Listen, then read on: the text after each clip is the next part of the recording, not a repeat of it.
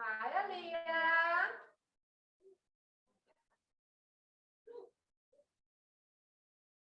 ¿Cómo estaba? Cansada, vengo del parque, ¿y qué va? Oh, wow. Y ahí estuvo, estaba demasiado duro.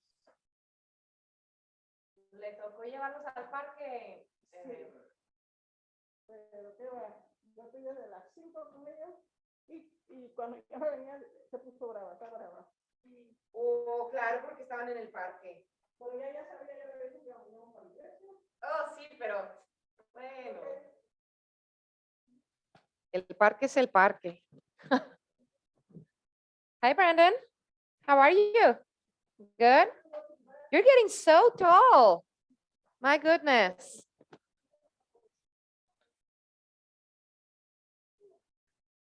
My goodness. Hola, mamá. ¿Cómo estás? Good. So good to see you.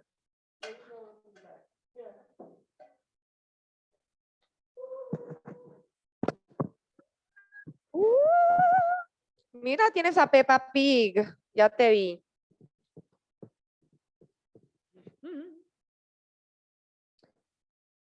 Nos quedamos ahí. Concilio de Nicea.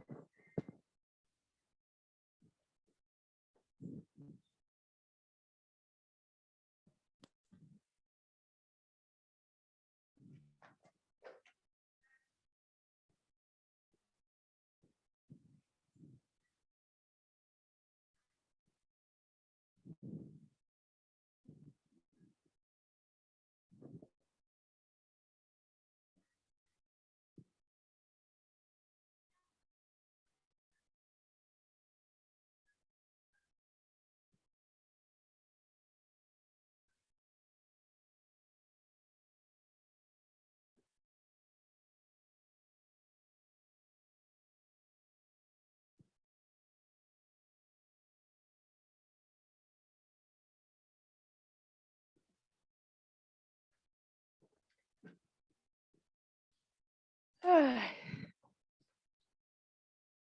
Agarró aire. Sí. ¿Dónde estaba? Como que todo Indianápolis se puso de acuerdo para ir a ese parque. Es que el día está muy bonito. A mí, por eso no se me hace ahorita raro que no estén conectados. Ahí debe haber gente. Pasada estaban haciendo ahí. Oh, sí. Oh, mire, pues habrá que llegar ahí por unos tacos. Ay, pues bueno, vamos a empezar en lo que la demás gente por ahí se va conectando. Por ahí creo que se conectó alguien más. Gerardo está conectándose. Y pues bueno, vamos a empezar y vamos a ponernos en manos de Dios, a pedirle a nuestro Dios que esté en esta hora con nosotros. Y yo le invito a que, pues ahí donde esté, incline su rostro y me acompañe en oración. Señor, te damos gracias, mi Dios, porque tú eres bueno, Señor. No nos cansamos de decir cuán bueno tú eres. Mi Dios, te damos gracias solo a ti, porque podemos hoy no solamente disfrutar de un día más, sino, mi Dios, al menos aquí en donde estamos, es un día bello, es un día, Señor, donde ya el clima comienza a cambiar y te damos gracias, Señor, porque podemos disfrutar de ello. En esta hora, Señor, también venimos delante de ti poniendo cada una de las personas que estaremos en el estudio en tus manos. Nos ponemos, Señor, en tus manos para que pues lo que hayamos de ver en esta hora pueda ser de bendición a nuestra vida, que no nos angustiemos ni nos atribulemos por tantas fechas y acontecimientos, sino que aún en medio de tanta información podamos ver a tu espíritu y sentirte, Señor. Nos ponemos, mi Dios, en tus manos en esta hora. Bendecimos a quienes ya estamos aquí, Señor, y pedimos también bendición a quienes vienen de camino, ya sea para estar en persona o conectarse electrónicamente, mi Dios. Nos ponemos en tus manos sabiendo que tú tienes bendición en esta hora y siempre. En el nombre de tu amado Hijo Jesucristo oramos y en su nombre decimos amén. Amén. ¿Cómo está? Dios le bendiga. Qué bueno verle de nuevo. Uciel, Dios le bendiga. Por allá está Alma y Gerardo. Dios le bendiga por allá en el... por acá también los veo acá arriba. Dios les bendiga ya por Zoom. Pues miren, hoy, como le ponía por ahí en el WhatsApp, es la conclusión de nuestro estudio bíblico en el cual hemos ido teniendo una introducción a conocer nuestra Biblia. Recuérdeme su nombre. Nahum. Yes, Nahum. Hoy hemos estado teniendo una serie, Nahum, de estudios bíblicos en la cual hemos ido conociendo cómo se formó la Biblia y hablamos un poquito de la historia, de los libros, de cuáles libros fueron primero, el Antiguo, el Nuevo Testamento, hasta que hoy llegamos, bueno, la semana pasada llegamos a ese proceso que le conocemos como canon. ¿Quién se acuerda, ya sea de los que están aquí o allá? ¿Qué significa canon? Caña. Caña, eso. Y entonces se utiliza la palabra canon porque la caña era una medida, así es, Ada, era un sistema de medida. Y de ahí es que se comienza a utilizar esa palabra para medir cuáles libros son los que entonces van a formar nuestra Biblia. La semana pasada nos quedamos, yo sabía que no íbamos a terminar, pero de todas maneras lo puse todo ahí en el slide. Nos quedamos en el Concilio de Nicea. Hablamos que la primer canon, ¿verdad? Por así decirlo, fue esa lista de aquel hombre que se llamaba Marción, una lista que él hizo de las cartas del Nuevo Testamento, las cartas del Nuevo Testamento, incluyendo las 10 cartas paulinas y una versión editada. Acuérdense que por eso después lo consideraron un hereje y salió una versión editada de qué evangelio, ¿se acordará? ¿Del evangelio de cuál? Él escogió uno, el evangelio según San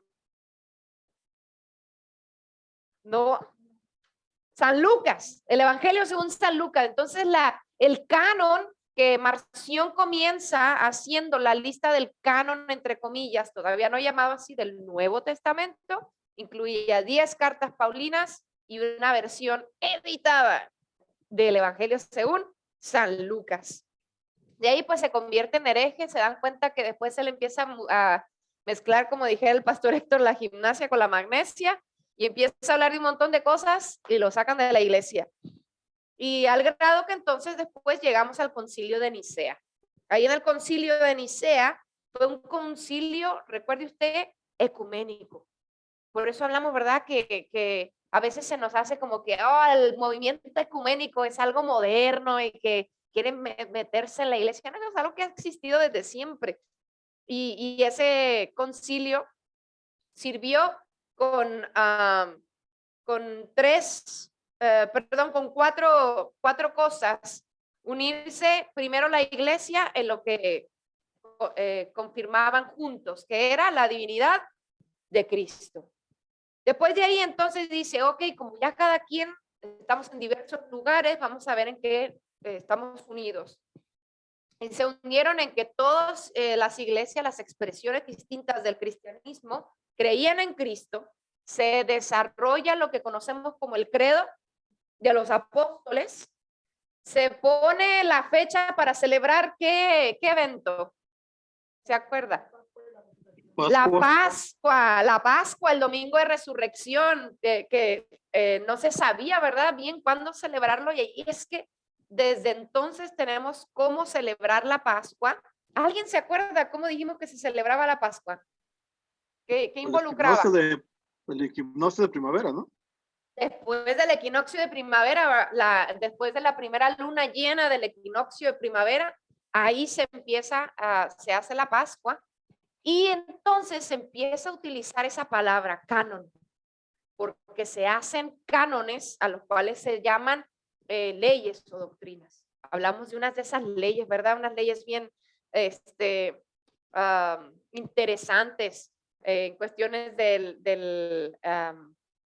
los cleros, ¿verdad? Que no tenían que mutilarse sexualmente ya para que si no se querían casar, bueno, pues nada más entonces que sean abstinentes, ¿verdad? Que vivan el celibato, se desarrollan las clases prebautismales y se empieza el proceso de ordenación. Quiere decir que, por eso lo pongo en negrito, ese concilio, Dios le bendiga, pásele, ese concilio es un concilio bien importante en la vida de la iglesia.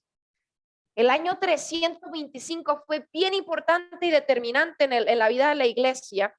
Y entonces de ahí, hoy nos vamos a brincar un poquito los años y vamos a seguir. Bienvenidos, Dios le bendiga. Ya después de que la iglesia, recuerde que todo este tiempo la iglesia era una. Todavía no había un montón de diferencias, ¿verdad? Todavía seguía la iglesia siendo una, que era se empieza entonces a hacer la iglesia católica, apostólica y romana. Cuando hablamos de que es católica, no quiere decir que es del diablo, ¿verdad? Ni que es pagana, ni que es pecadora. La palabra católico significa universal. Por eso, entonces, era la única iglesia, era la iglesia universal, apostólica. ¿Por qué? Porque se creía que entonces venía pasándose por el apostolado, que se venían los apóstoles desde que el Señor Jesucristo le dice a quién, sobre ti edificaré mi iglesia. ¿A quién le dice? A Pedro. Bueno. Entonces, desde que el Señor Jesús le dice a Pedro y a todos los demás apóstoles que empiezan a predicar, se vuelve una iglesia, la iglesia católica o la iglesia universal, apostólica, y ahí es entonces donde comienza a surgir la cuestión romana. ¿Bajo qué imperio estaban? El imperio romano. Y ahí nos damos cuenta cómo también la cuestión de iglesia y Estado se empieza a mezclar, empiezan a mezclarse, ¿verdad? Y en aquel entonces, cuando la iglesia era una, hay un mensaje de Pascua. Ya sabían cuándo celebrar la Pascua, ¿verdad? Entonces, pues ya los obispos en aquel entonces mandaban un mensaje. No había hoy que hacían Facebook Live. Hoy usted y yo hacemos aquí el sermón y hacemos el Facebook Live. No, antes mandaban un mensaje de Pascua cada año en el día de la celebración, y en el año 367, dentro de ese mensaje, el obispo, todavía no había papas, no se tenía esa idea hasta que se hace más adelante la separación, pero en ese entonces no se tenía todavía el canon, pero ese obispo, Anastasio de Alejandría, en su carta pastoral del Domingo de Resurrección, envía diciéndole a la gente los libros, la lista de libros del Nuevo Testamento que deben de leerse en las iglesias. El obispo Atanasio de Alejandría escribe esa carta pastoral y da la lista de cuántos libros en el Nuevo Testamento. Son los mismos que tenemos hoy. ¿Cuántos son? ¿Quién da más?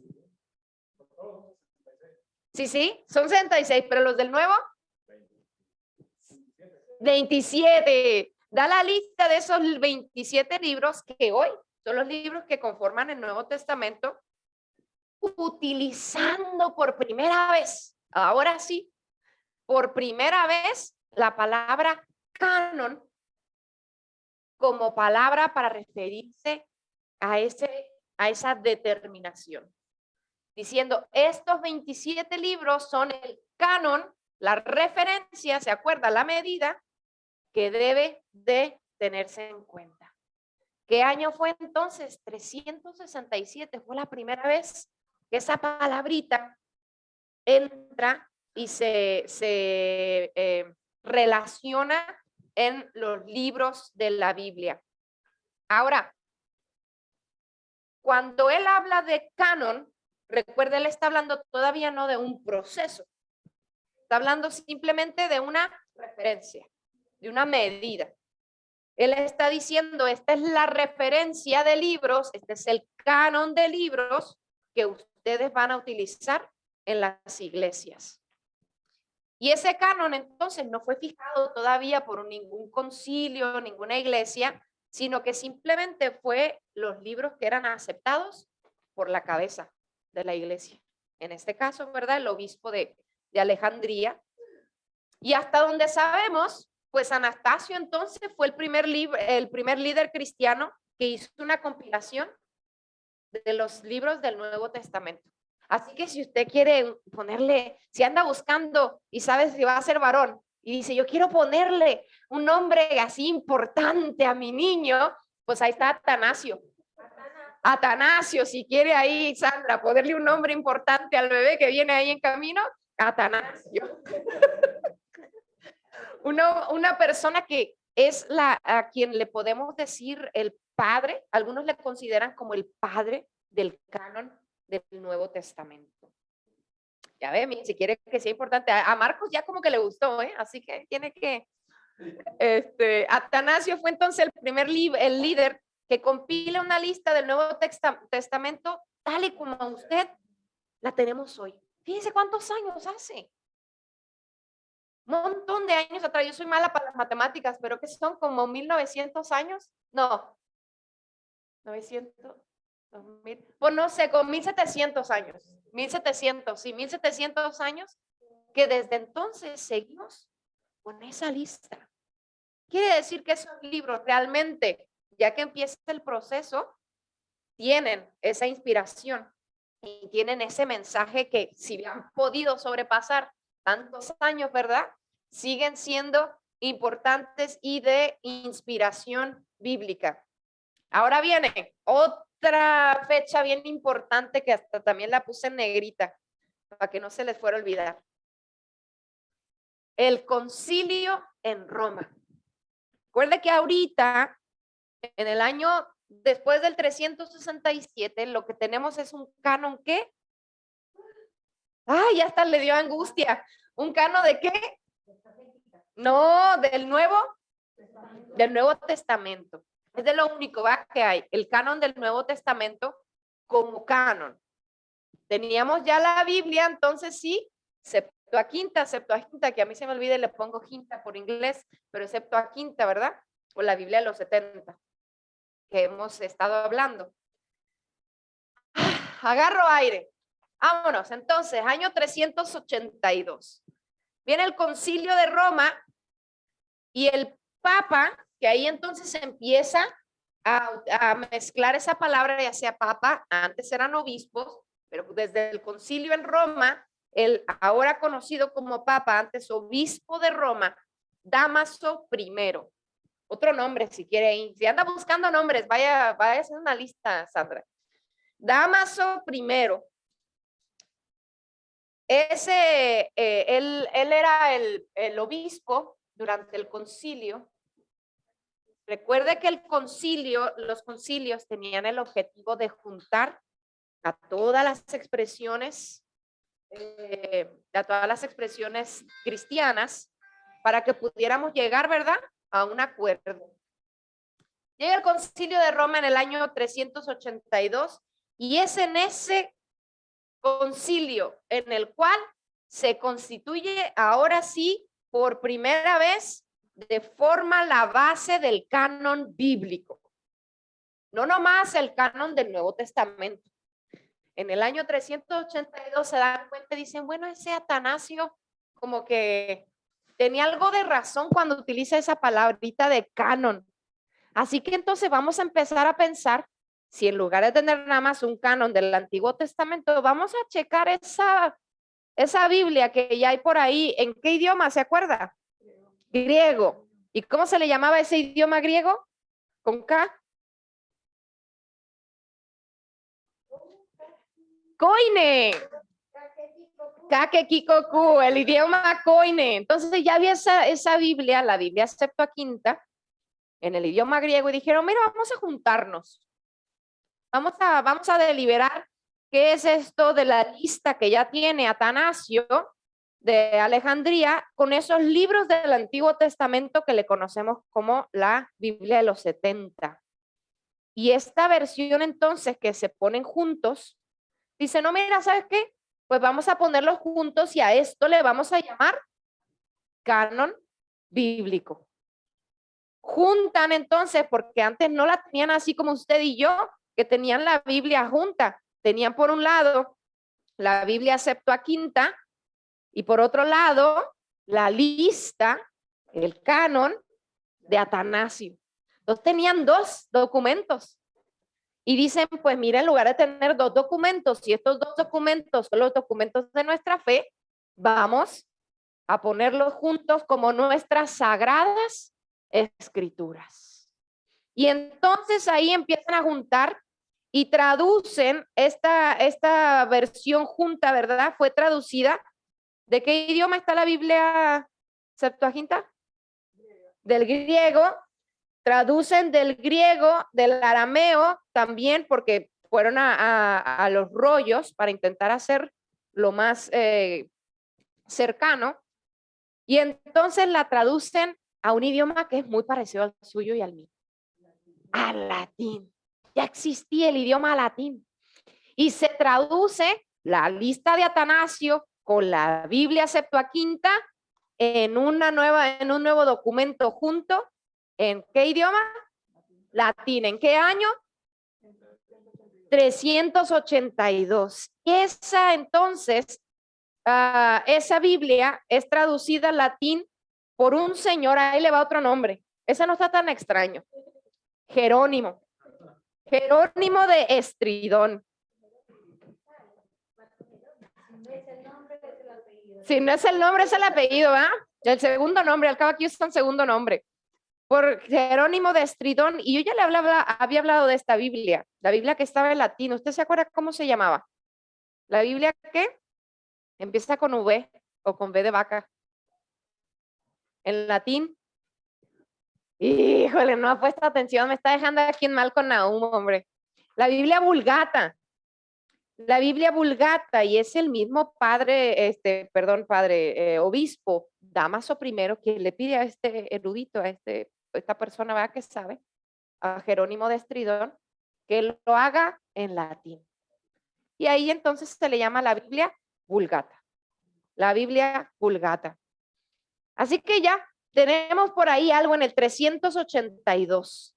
Fue algo importante Pero no queda ahí, fíjese, todavía falta un montón de tiempo. Todavía falta muchos años para que llegue a usted y a mí. Así que vamos a otro concilio. Ya aquí la iglesia se empezaba a reunir cada año. Entendió que pues, estaban medio desorganizados y por más que más organizados quisieran estar, pues siempre había algo, ¿verdad?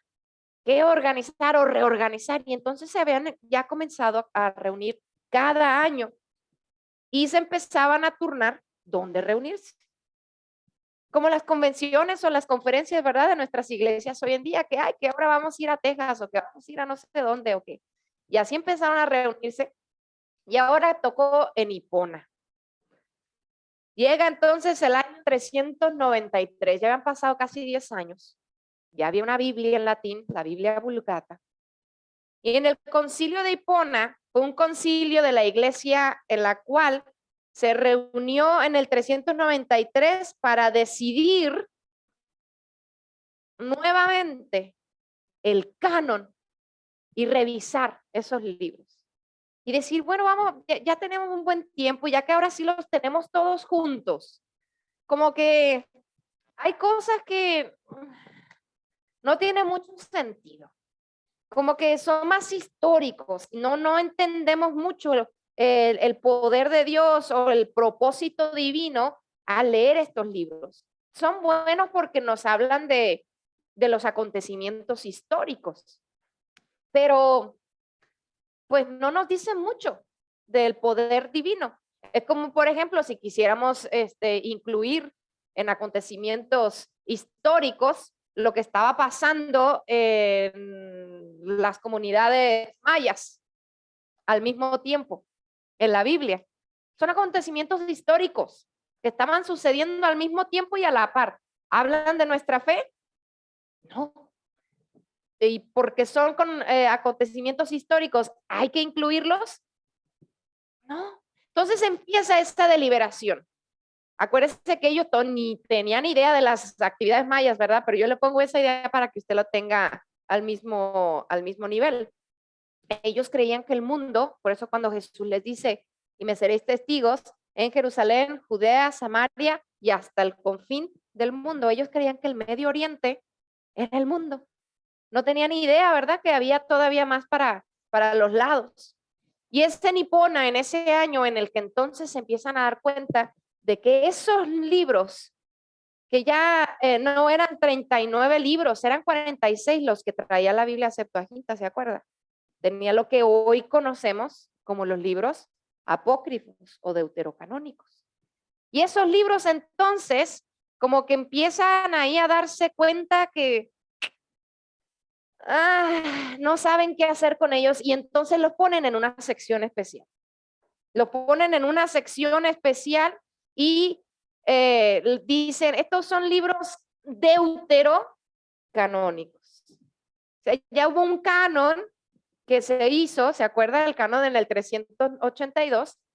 Y entonces estos los ponemos como deutero fuera del canon, pero que son importantes y que no los queremos desechar, dice ahí la iglesia. Pero para que sepa la gente, los vamos a poner ahí de ladito. Y entonces los ponen ahí de ladito, dejando 46 libros en el Antiguo Testamento y 27 en el Nuevo Testamento, y quedaron reafirmados así por este concilio, el cual después hay un concilio unos añitos más adelante y en Cartago dicen, ¿saben qué? Ya, vamos a pararle. Porque si seguimos y seguimos y seguimos, va a ser cuento en nunca acabar. El canon se cerró. Año 397. Dicen ya, ustedes ya después decidirán. Dicen en el concilio de Cartago en el 97 y nuevamente lo reafirman en el 419. Ya el canon se cerró y ya ustedes como iglesia decidirán si los leen o no, pero están ahí incluidos como deuterocanónicos. Ya ustedes decidirán si los incluyen o no los incluyen. La Biblia cristiana entonces tenía 73 libros en aquel entonces. 73 libros. Y de estas discusiones que hubo en aquel entonces,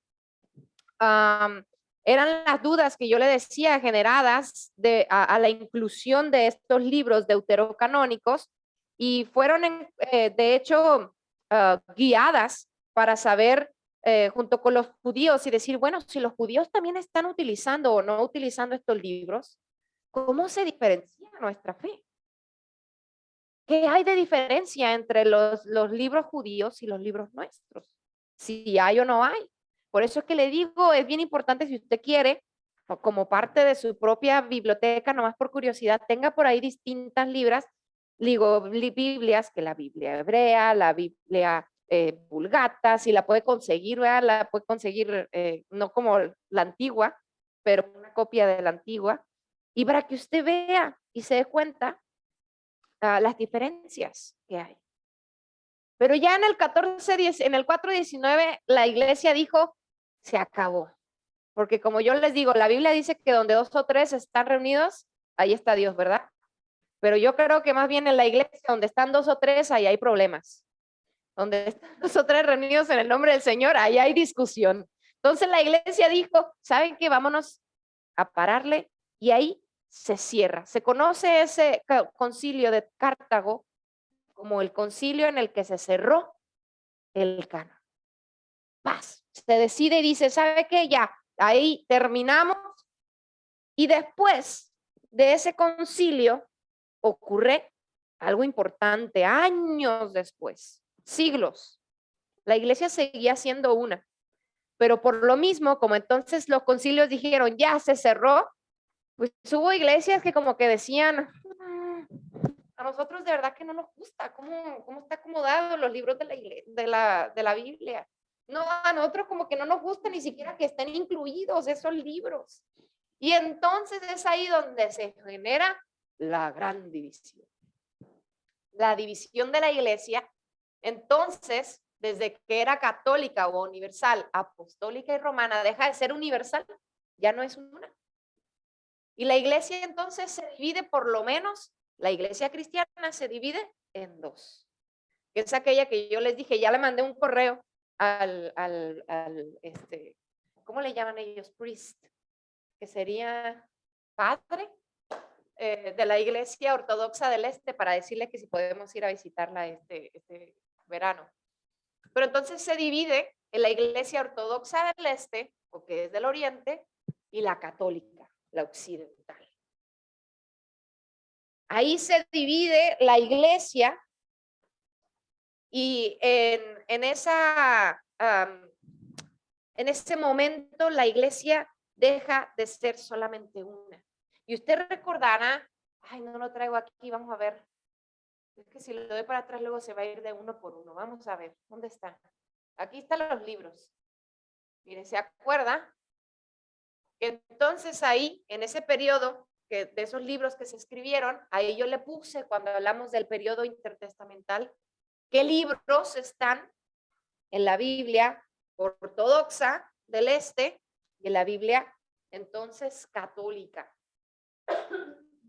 Y ellos agregan entonces unos libros más.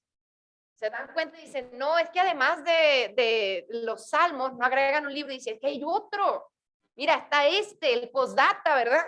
Y entonces ahí agregan un chinchín más. Agregan los salmos de Salomón, que no son los proverbios. Otro rollo que ellos se habían encontrado y que dijeron, bueno, pues si ya nos vamos a separar, como cuando remodelan las casas aquí, ¿verdad? Dicen, pues si ya vamos a tumbarle todas las paredes y vamos a sacar toda la madera, pues vamos a ponerle lo que nosotros queramos, ¿verdad? Y lo mismo hacen entonces al hacer esa división. Dicen, bueno, pues ahora sí vamos a organizarnos. Y entonces comienzan ellos a tener la división de la Biblia en esta manera. Déjenles algo de aquí porque luego si me voy de uno por uno, uy, nos vamos a tardar. De todas maneras, miren, ahí va otra vez. Hasta aquí es lo que va cargando todo esto porque se va de uno por uno. ¿Alguna pregunta o comentario en lo que llegamos al paréntesis que nos compete? ¿Vamos bien? Una pregunta. Sí, diga, Naú.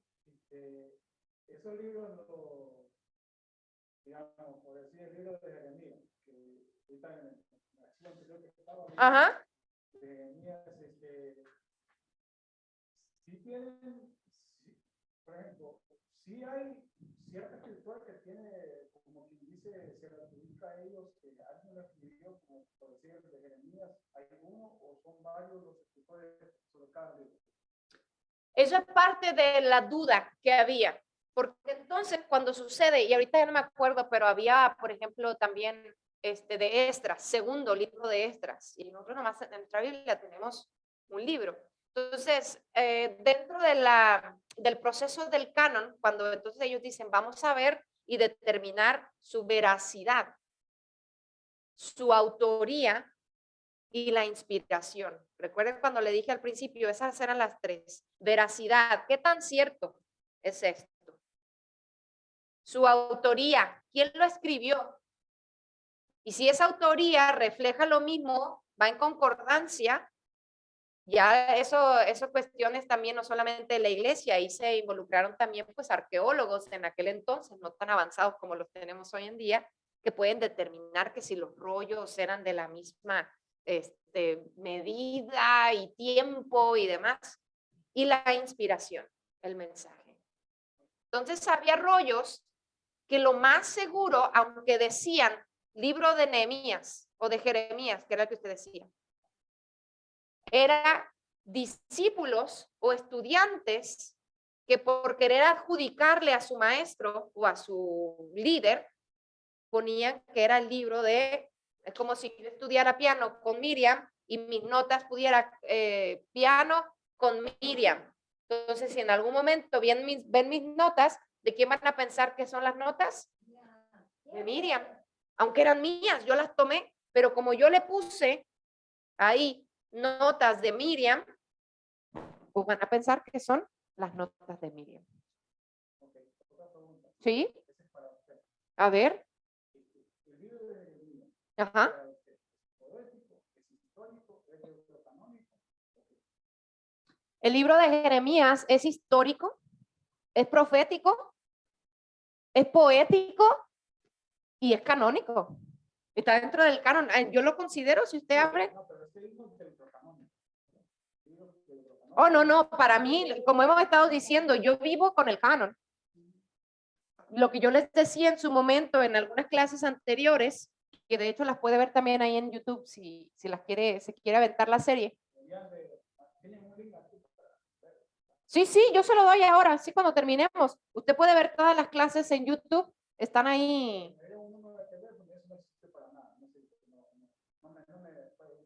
Oh, bueno, ahorita terminando del estudio bíblico, yo le doy el link, ¿cómo no? Para que usted las vea, pero esos libros, nosotros como iglesia nos basamos en el libro, los libros canónicos que están aquí. Entendemos, y como decíamos, y a lo mejor eso ya va a cuestión personal, no, a manera general, no, ¿cómo se dice en español? Evil fire. No satanizamos los demás libros que fueron históricamente escritos en algún momento, sí, que a lo mejor son entretenidos de leer y contienen algo histórico, sí, que habla del poder de Dios. Sí, es que miren, la Biblia dice pues que si todo se hubiese escrito Exacto. En la Biblia, todo lo que se No cabría. No cabería en el mundo de los libros. Exacto. Prácticamente no se resumen de cada cosa. Y si ahorita que le dé el link, va a ver, en una de las clases decíamos, después durante este proceso, cuando se descubrieron rollos, se encontraron que había un montonal de rollos, pero lo mismo dijeron, no lo vamos a poder poner todos, porque va a ser, además de que ya nos dimos cuenta como Marción, ahí le andan poniendo de su cosecha, y esto no concuerda con las demás cosas que son constantes. Vamos entonces a hacer esta lista de lo que son constantes, lo que son veraces, que la autoría se puede determinar que son la misma y que tienen inspiración y mensaje divino. Imagínese, ¿verdad? Que a lo mejor ahora vengan con otro, eso va a volver eso va a generar la tercera gran división, yo creo. ¿Por qué? Porque hay otra división después de esa primera gran división. cuando la iglesia entonces comienza a dividirse y ahí empiezan a decir, y con esto le digo, la iglesia ortodoxa y tanto también la iglesia católica, que incluye los deuterocanónicos, no estaban diciendo, ellos no apoyaban tanto el hecho de la inspiración divina, pero ellos querían tener como parte histórica esos libros como parte de su Biblia. Estaban conscientes y continúan siendo conscientes que no hay presentación y representación divina en estos libros. Sin embargo, como parte histórica los quieren tener como colección de su biblioteca. Debería de ser la católica occidental la que debería tener esos libros, pero en sí los tiene la ortodoxa, que se supone que debería ser más estricta. Son más, ¿por qué? Porque ya que hagamos la visita, usted se va a dar cuenta, la iglesia ortodoxa tiene un valor bien grande y tremendo en la cuestión cultural, la cuestión histórica. Para ellos la cultura y la historia es bien importante. Por eso es que tienen tantos íconos, esos monos así largos, que luego vemos dibujos largos de santos con una boca bien chiquita y unos ojos bien grandes. Esos son dibujos ortodoxos. ¿Por qué? Porque quieren plasmar la cultura. Quieren plasmar la cultura y por eso es que ellos incluyen tanto libro. Porque ellos creen que es tan importante mantener la cultura que los quieren tener como parte de su libro sagrado. Pero bueno, entonces seguimos de la gran división. Entonces, a partir de julio, ya no era la iglesia universal. Miriam. ¿Sí? Nunca hay tontas preguntas. Año Domini. Domini. Año Domini. O sea. No es antes de Cristo. No, eso, año Domini. De nuestra era. Después de Cristo. Del dominio, de nuestro dominio. Nomás es latín. Ajá. Sí, porque normalmente en la escuela primaria nos enseñaban esto que era antes de Cristo.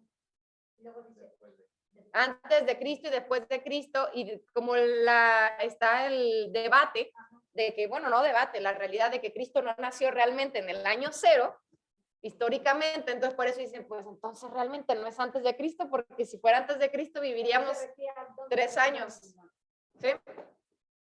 No, pero está bien, no se quede con las dudas. De ahí entonces nos vamos a algo, y creo que ya es el último, sí, porque le doy más información, pero para que la última bullet que le pongo ahí, el último espacio. Viene un concilio, los concilios se siguieron llevando a cabo. Con todo y que la iglesia se separa, intentaron permanecer unidos y decir, bueno, dijimos que nos íbamos a unir si creíamos en qué, al principio, ¿en la qué? En la divinidad de Cristo. Con todo y que ustedes andan ahí poniéndole otros libros de quién sabe qué, y que andan quitándole otros libros, dijeron los ortodoxos, ¿verdad? Que le andan quitando libros, seguimos creyendo que Cristo fue divino. Ambos siguen utilizando el credo de los apóstoles, el credo de Nicea. Pero entonces continúan en estos concilios, y en el concilio de 1546, 500 años después, ocurre el concilio de Trento, y ese es otro concilio importante. Aquí ya Martín Lutero, que era un monje, que estaba estudiando para ser padre, ya aquí Martín Lutero, la iglesia le había dicho, ¿sabes qué? Tú vete allá con tus ideas locas. Y lo habían excomulgado en el 21. El concilio fue en el 46. A Martín Lutero le dieron las gracias en el 21. Cuando Martín Lutero entonces escribe las 95 tesis, sus 95 puntos, en los cuales le dice a la iglesia, oigan, tenemos que cambiar, tenemos que hacer esto, tenemos que dejar de cobrarle a la gente tanto, y empieza, ¿verdad? Con toda la lista de las cosas. Tenemos que tener en cuenta las escrituras, y en ese proceso, ahí se vuelve un proceso más del canon. Porque parte de las razones que Lutero le daba a la iglesia dentro de sus 95 tesis, él le decía, no hay razón de que estos libros los incluyamos en la Biblia. son meramente históricos, se puede hacer referencia. Si los vamos a tener ahí, además de ser deuterocanónicos, los debemos de llamar apócrifos, que quiere decir que no están dentro de la escritura sagrada, que no son sagrados. Apócrifo quiere decir que no son sagrados. Y Lutero dice, mire, si quisiéramos incluirlos, por lo menos tenemos que llamarlos no sagrados.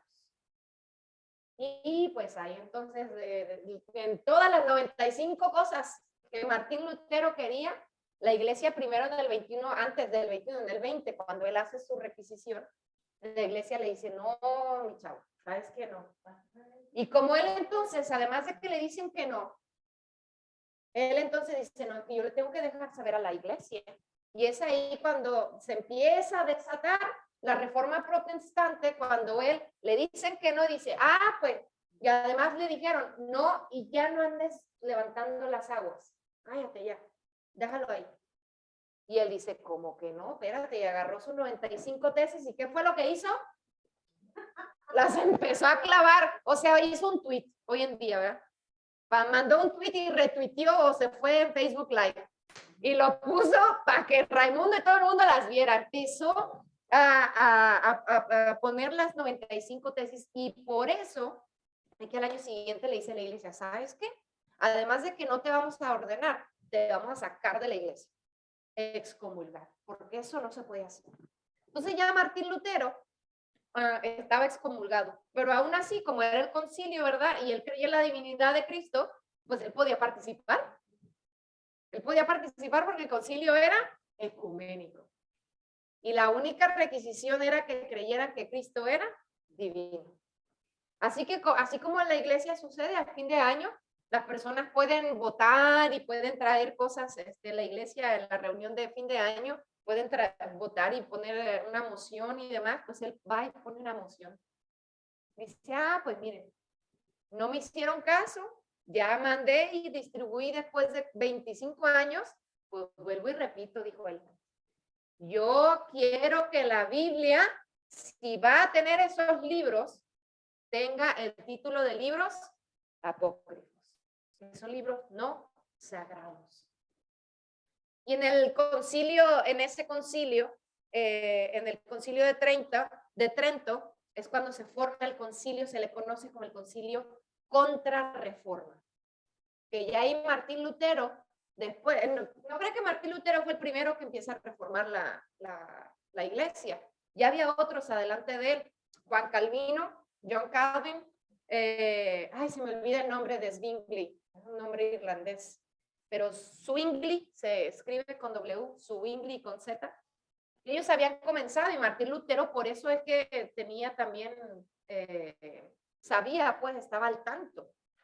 Así que este concilio se forma para tratar de parar la iglesia, para tratar de parar la reforma protestante y se le conoce como el concilio de la contrarreforma. Y ahí, además de que ya Martín Lutero había sido excomulgado, en ese concilio se le deja escrito que Martín Lutero es un hereje. Etiquetota. Se lleva la etiqueta grande. A Martín Lutero lo consideran hereje o anatema, en aquel entonces le llamaban.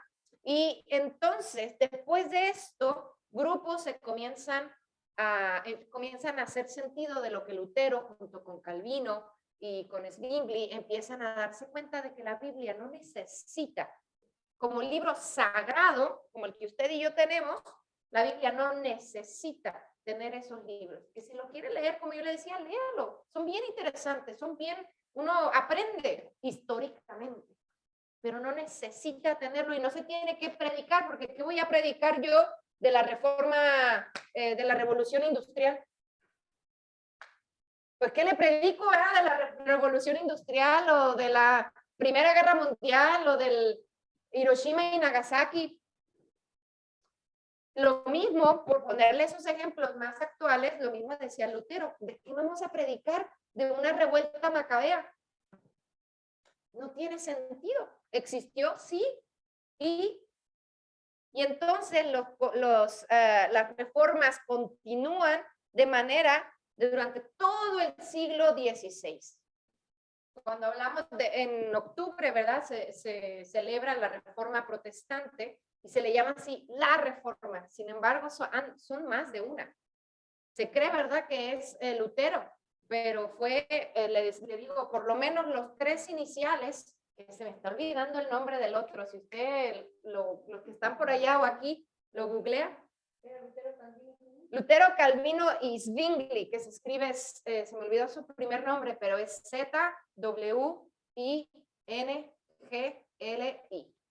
Zwingli. No me acuerdo ahorita el primer nombre de Zwingli, pero se hacen varias reformas y de ahí es que entonces empiezan a salir no solamente una iglesia protestante, sino que dentro de todas las reformas, así como los ortodoxos dijeron, pues ya no podemos empezar a asociar a nuestro modo, ¿verdad? Empiezan y salen los presbiterianos, los luteranos, después más adelante metodistas, y así después de los presbiterianos, ahí venimos la iglesia Discípulos de Cristo. La iglesia metodista después sale, más adelante la iglesia, aún la iglesia adventista, los que celebran el servicio de adoración los sábados, y también sale la iglesia pentecostal, y sale todo ese movimiento después del siglo XVI.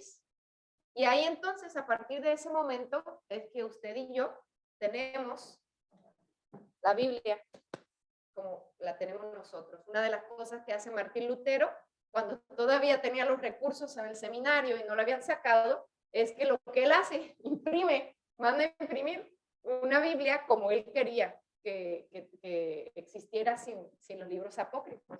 Y entonces él puede y logra imprimir y después es que se hacen las copias. Hay una Biblia que así se llama la Biblia de Lutero. Es una antigüedad. ¿Encontró el nombre? ¿No leyó? Bueno, después se los digo, pero...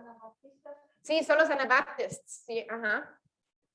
O sea, los calvinistas, luteranos y anabaptistas. Ajá. De ahí de los anglicanos salen los metodistas. Y sale la iglesia anglicana, que es la iglesia de la realeza allá en Londres. Pero el Zwingli, sí, de ahí. Y de ahí también sale la iglesia nazarena. Pero bueno, de allá viene, ya ven. Entonces vemos que en el siglo XVI, por así decirlo, usted y yo podemos decir que a partir del siglo XVI, el canon bíblico, usted y yo tenemos la Biblia que tenemos hoy en día y los libros apócrifos y los libros deuterocanónicos o apócrifos están fuera del canon y no los usamos para predicar, no los usamos para interpretar, sino simplemente quien quiera leerlos. Si usted un día me dice, pastora, estaba leyendo el libro de Tobías, no le voy a decir, no, pero ¿cómo se le ocurrió? Ya, si usted que me dice, pastora, ¿cuándo predica del primero y segundo de Macabeo? Ahí sí lo voy a decir, sabe que pues nunca lo va a ver, ¿verdad? Pero ya usted y yo entonces es a placer, si queremos o no, leer esos libros. Pero ya una vez después de tanto, y como yo le decía al principio, este estudio bíblico es meramente introductorio. Hay tantos detalles, hay tantas cosas, porque de aquí todavía puede salir un estudio de las reformas protestantes. De aquí puede seguir otro estudio. Le digo, nos podemos ir desenmarañando, ¿verdad? Pero después de todo esto, yo me pregunto y le pregunto, ¿será que después de haber aprendido y escuchado tanto la historia, aunque sea meramente introductoria, valoramos la palabra de Dios como debe ser? Quedamos en deuda. Quedamos cortos. Todo lo que esos hombres, y digo hombres porque fueron, en la historia fueron hombres, ¿no? Lucharon para que tuviéramos una teología sana, una teología en la cual verdaderamente pudiéramos encontrarnos con Dios claramente. Y usted y yo, mire, yo les digo, a mí me llama tanto la atención hasta en los celulares la podemos traer. Y no, mire, si usted descarga la aplicación de la Biblia y usted dice, recuérdeme todos los días a tal hora, le va a mandar un recordatorio. y le va a decir, es tiempo de encontrarte con Dios. Y mire usted, si se le había olvidado, ahí mire, le da clic y lo puede ver. Puede haber estudios bíblicos, puede usted tener devocionales, tiene un montón de cosas ya la Biblia electrónica y no la aprovechamos. Si no aprovechamos tanto que nos da, imagínense cómo vamos a tomar la iniciativa a veces entonces de abrir un libro que luego decimos que es aburrido. Que, ay, no, yo ni sé pronunciar los nombres. Ay, es que yo me quedo dormida leyendo. Pero tanto esfuerzo durante los años que Dios ha puesto para que usted y yo tengamos hoy en día la palabra de Dios en nuestras manos y hasta en alcance nuestro. Hay tantas traducciones ya en todos los idiomas y continúan haciendo traducciones más y más y más. Hay tantas revisiones. Hay al lenguaje actual, hay una que a mí me gusta mucho, que es un lenguaje actual que se llama La Palabra de Dios para Todos. Una traducción y que es literal, que esa la entiende Raimundo y todo el mundo porque es clarita, ¿verdad? No. Hay en inglés, en español, en todos los idiomas. Y usted y yo, ahí andamos leyendo mejor libros de autoayuda, escuchando de superación personal, escuchando la radio, los ahora que se le llaman podcast. Y ay, no, porque estoy estudiando un podcast y estoy leyendo un podcast y ni leemos ni escuchamos la palabra de Dios y andamos ahí escuchando otras cosas. Y bueno, eso es a manera introductoria y a manera general, conociendo nuestra Biblia. Ya vamos a tener entonces los siguientes dos, le vamos a dar descanso y en esos descansos, Nahum, usted se puede poner a ver los YouTube, la lista de reproducción.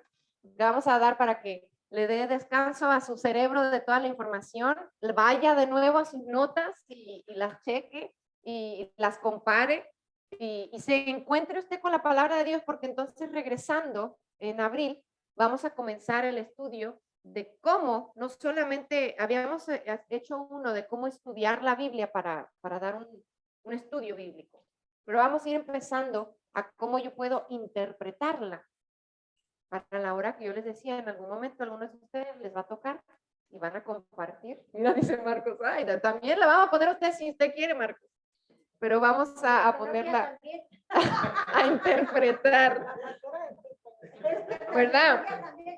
Pero de este estudio bíblico, tanto de hoy como fueron creo que 7 en total los que vimos, o 8, no me acuerdo. ¿Alguna pregunta o comentario que tengan? Mire, son apenas las meras 8, pero no me quiero ir sin que tengan algún, los que están ahí en Zoom también pueden preguntar o comentar. No, pues yo sí estoy agradecido con estos estudios que traen la historia de cómo se fue formada la Biblia. Hoy la tenemos ya muy simplificada, ya podemos ya es cosa de nosotros aprender de ella, no como antes que la tenían más complicada. Y pues nada más eso. Gracias, Uciel. Ulrich se llamaba el Zwingli. Ulrich Zwingli. No me voy a quedar con la duda. Pastora, una de las cosas que me llama la atención es que, como dijo Uciel, nosotros lo tenemos todo simplificado, que podemos entender mejor y no lo hacemos diariamente. En cambio, la iglesia antigua era básico para ellos todos los días leer las escrituras, para ellos, para su formación espiritual y como iglesia, y nosotros que no tenemos que buscar rollos ni tenemos que ir hasta un templo a escuchar la palabra de Dios, no lo hacemos. Ya, parte de por ejemplo, luego a veces yo le digo, criticamos, ¿verdad? Mucho en la iglesia católica, por ejemplo.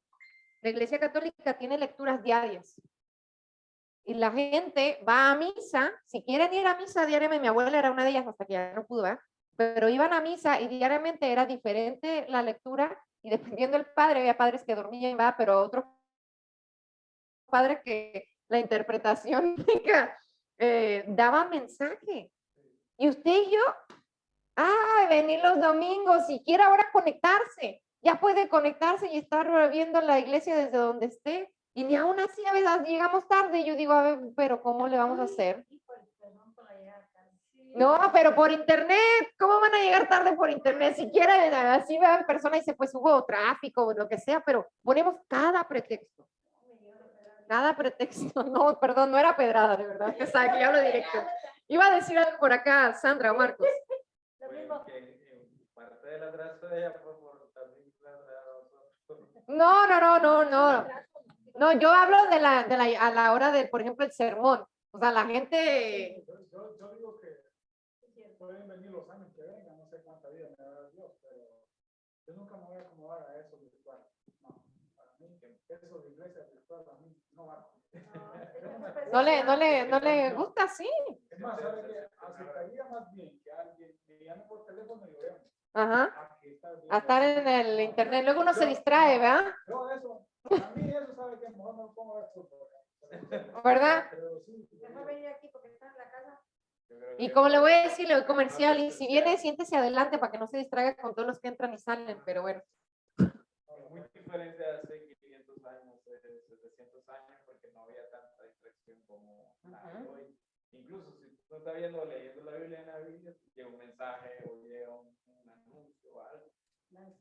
El mundo vive tan acelerado, no como antes. Claro. Hacía su tiempo, había un tiempo para cada cosa, ahora es es que mire, diferente. bueno, eso es lo que dice, siempre hay una cosa que estás viendo. Porque esa es la identidad de Satanás. Distraernos de Dios, sí. Él sabe que estás en una cosa bien, te va a poner algo, distrae, porque el objetivo es apartarte. Exacto. Al final, ese es el objetivo. Y la cosa está ahí que entonces yo vuelvo y repito, si aquellos hombres fueron tan tenaces de persistir y decir, no me voy a distraer, no, que me dice hereje, pues mira, le sigo, que me dice, le sigo. Y hoy, mira, nos llega un mensaje, ay, ya no sabemos ni qué estábamos leyendo. Perdimos está la pastora predicando y se para por ahí Raimundo al baño, todo el mundo, ¿verdad? Y aparte, ¿sabe qué? Ya lo estoy regañando, ese no es el... Oh, sí, a mí me distraen. Cada que entra en Sari, yo me distraigo también, pues ya, ese fue el regaño para todos. Ada. Por lo menos yo que tengo que entrenar a personas, a mis cajeras, yo lo que les digo es, háganlo con un hábito. Por lo menos las cosas que tienen que hacer como cajera, háganlo un hábito. De que siempre digas, hola, ¿cómo estás? Hola, ¿cómo estás? Hola, ¿cómo estás? Siempre, lo haces un hábito y así tú no te vas a desviar o no tienes que hacer, no, porque lo haces un hábito. Si nosotros como cristianos debemos hacer de leer la Biblia todos los días un hábito. Por lo menos yo desde chiquita, mi papá y mi mamá nos enseñaron a leer a buscar de la Biblia desde apenas nos paramos. Tempranito, porque él decía, después, como dice usted, vienen todas las distracciones, todas las cosas, así que desde chiquita nosotros nos paramos, si tenía que ir a la escuela a las 7, a las 5 yo tenía que estar parada para leer la Biblia y ya después me arreglaba para ir para la escuela. Y hasta ahora ya voy para 54 años y hasta ahora yo me paro y seteo mi reloj de acuerdo a la hora que voy a entrar para poder tener tiempo para leer mi Biblia antes de salir. y esto que dice Ada es bien importante, porque si usted no lo hace, Dios no lo va a hacer por usted. Yo no lo voy a hacer por usted. Los pastores que usted ha tenido o haya tenido a lo largo de su vida, nadie lo va a hacer por usted. Estos hombres se dedicaron y esforzaron y pusieron de su interés porque ellos querían, porque tenían un compromiso. Y ahí entonces se nos viene a usted y a mí, ¿cuál es nuestro compromiso con Dios? Ya la palabra de Dios ya está. Ya lo más difícil, ya lo hizo nuestro Dios a través de tantos años, de tanto proceso. ¿Qué más pretexto le vamos a poner a nuestro Dios? Yo espero que no le ponga muchos pretextos y que si no lo había hecho, comience. Y comience desde lo pequeño. Yo le digo a la gente, no quiera, como le dice a la gente que va al gimnasio, no quiera bajar 20 kilos en un día. No va a poder. Empiece a hacer cambios poquito. Que si no le alcanza a leer y que si se distrae y que si se cansa y que no sé qué, pues empiece con 1 minuto, 2 minutos, 5 minutos, media hora y de pronto, mire, se va a pasar 45 minutos o lo que sea, 1 hora y no se va a dar cuenta que usted ha seguido leyendo y leyendo y leyendo. Pero tiene que usted dedicar ese tiempo. Aquellos que son papás y el día que mi esposo y yo seamos papás, tendremos que seguir el ejemplo que yo aprendí y que en algún momento lo haré y se lo comparto. Son papás o van a ser papás, prediquen con el ejemplo. No se anden después preguntando que por qué mi hijo, por qué mi hija no quiere saber de Dios si usted nunca lo hizo con ellos ni lo vieron a usted hacerlo solo. Porque no es nada más de que póngase a leer la Biblia. No, bueno, vamos a poder leer la Biblia, o sea, que sea algo familiar y que sus hijos también sepan que usted tiene su momento devocional con Dios. Pero bueno, ¿alguna otra pregunta, comentario? Ya los que están en Zoom, mira, ya mejor hasta se escondieron. Dijeron, ay, no, nos va a llegar la pedrada, así como les llegó a los de aquí. Pues mire, si no, pues vamos a ponernos en manos de Dios, vamos a orar y despedirnos en esta hora y venir delante del Señor. Mi Dios, te damos gracias en esta hora, Señor, porque tú eres bueno, porque tu presencia, Señor, se ha movido a lo largo de los años y no es equivocación, no es error, no es coincidencia que hoy conocemos de ti lo que conocemos, que hoy hemos escuchado de ti lo que hemos escuchado en este estudio bíblico. Dios, tú estás invitándonos, demandando de nosotros compromiso. Y en esta hora, Señor, queremos cada una, mi Dios, a nuestra manera, comprometernos contigo, a conocerte más y más a través de tu palabra, a darnos cuenta, Señor, de todo lo que tú has puesto a nuestra disposición para conocerte, para ver tu poder, para admirarnos, Señor, de tu gloria y conocer, Señor, de tu espíritu, ese espíritu que nos transforma, que nos redarguye y mi Dios, que nos restaura. Señor, ayúdanos a seguir creciendo en nuestra fe a través de tu palabra. Y Señor, nos despedimos de este lugar, de este momento, más nunca de tu presencia, dándote a ti toda la honra y toda la gloria. En el nombre de nuestro Señor Jesucristo oramos y en su nombre decimos amén. Amén. Pues que el Señor le bendiga a los que están aquí y a los que están allá también en Zoom, cómo no, que el Señor le bendiga.